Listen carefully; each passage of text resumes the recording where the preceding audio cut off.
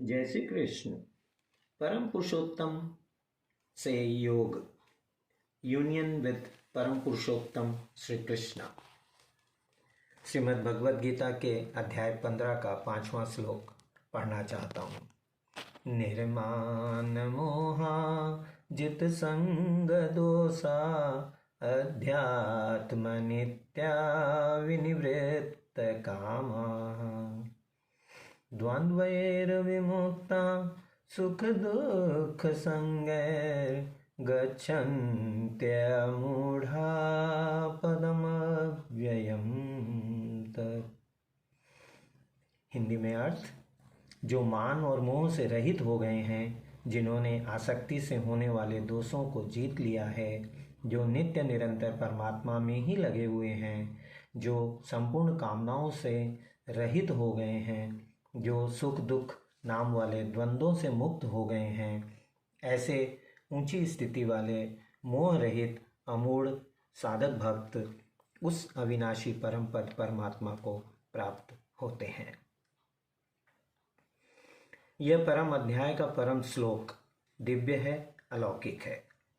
परम पुरुषोत्तम के विषय में तथा उसकी प्राप्ति का विधान परमात्मा श्री कृष्ण ने अर्जुन को धर्म क्षेत्र की युद्ध भूमि पर बताया था, जो कि श्रीमद् भगवद गीता के 15वें अध्याय पुरुषोत्तम योग के रूप में हम सभी के लिए उपलब्ध है।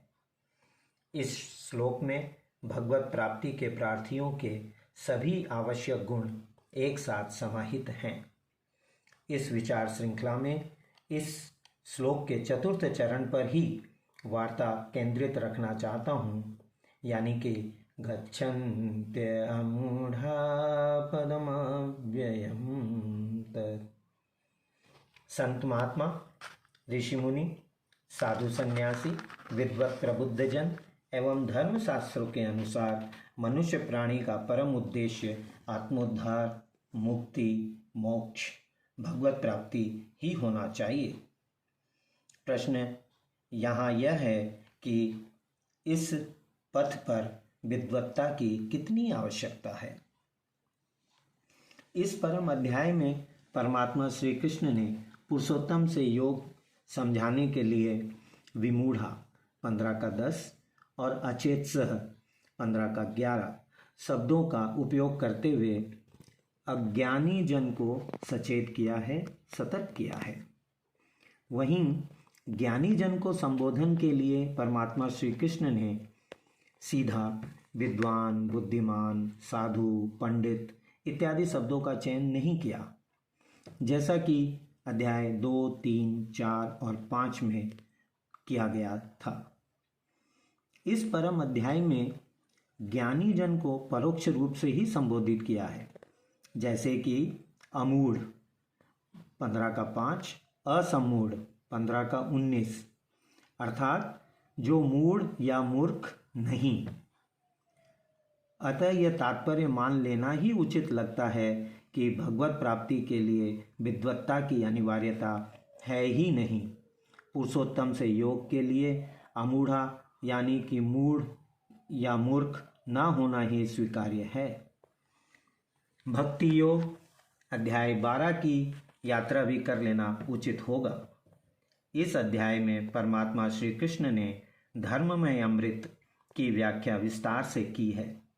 श्लोक संख्या 16 में दक्ष अर्थात कुशल या इफिशिएंट की तो बात कही है, लेकिन विद्वत्ता का कथन परोक्ष या अपरोक्ष रूप में पूरे अध्याय में नहीं है, अपितु युक्ततमा मताहा 12 का 2 अति उत्तम योगी की मान्यता उसी मनुष्य प्राणी को प्रदान की है जो एकाग्रता से निरंतर भजन ध्यान में श्रेष्ठ श्रद्धा सहित लगे रहते हैं।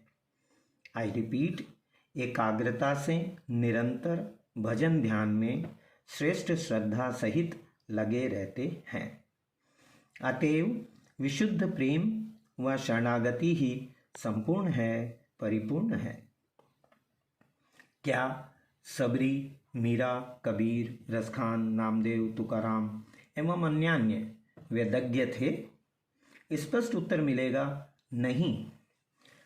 साथ ही परमात्मा श्री कृष्ण पहले ही अध्याय 11 विश्व रूप दर्शन योग के 53वें श्लोक में घोषणा कर चुके हैं कि ना हम वेदेर न तपसा न दानेन न चेजया, अर्थात मैं न तो वेदों से, न तप से, न दान से और न ही यज्ञ से देखा जा सकता हूँ।